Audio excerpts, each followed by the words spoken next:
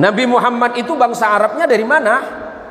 Nabi Adam itu bapak moyang kita. Nabi Adam itu punya keturunan, turun sampai Nabi Nuh. Nabi Nuh itu dari Nabi Adam sampai Nabi Nuh nggak ada bangsa Arab, semuanya sama. Nabi Nuh akhirnya punya 4 anak. Anak yang pertama namanya Kanaan, yang ditenggelamkan oleh Allah karena tidak beriman kepada kenabian ayahnya. Jangankan cuma anaknya Fulan bin Fulan, anaknya Nabi saja tidak beriman kepada kenabian, namanya Kanaan. Jadi jangan berharap karena anaknya si Anu kemudian dia jadi orang soleh, enggak.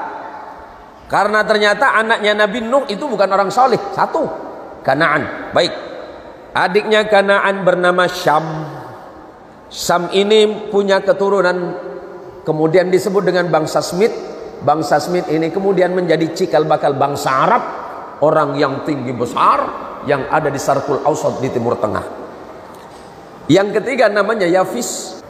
Yafis itu menurunkan kita, bangsa-bangsa kecil. Di mana itu? Di daratan Asia, termasuk Indonesia. Tubuhnya kecil mungil, kulitnya agak kecoklatan, berhidung pesek. Itulah keturunannya Yafis. Yang keempat, sambil pegang hidungnya, Bu. Oh, saya bukan keturunan bangsa Syam nih, saya Yafis. Yang keempat nama anaknya Ham. Ham menurunkan bangsa-bangsa Afrika yang berkulit gelap. Sam ini turun punya keturunan namanya Ibrahim. Ibrahim bukan orang Arab. Kenapa keturunan Sam bukan orang Arab? Karena dia berada di Irak. Irak itu orang Babil, Babilonia. Ini biar jelas sejarah Nabi, Pak. Ya, sejarah nabinya biar jelas. Dari mana asal usulnya? Ibrahim punya anak dari istri yang berasal dari Palestina, namanya Hajar. Lahir anak laki-laki bernama Ismail. Berarti Ismail itu terarabkan karena ibunya. Ibunya bangsa Arab Palestina.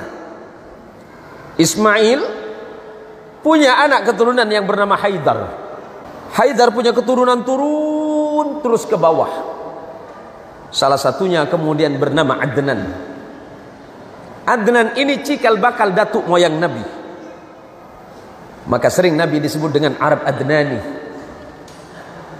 Turun lagi, turun sampai generasi kesekian belas, bertemulah kepada Hashim. Turun anak namanya Abdul Muttalib.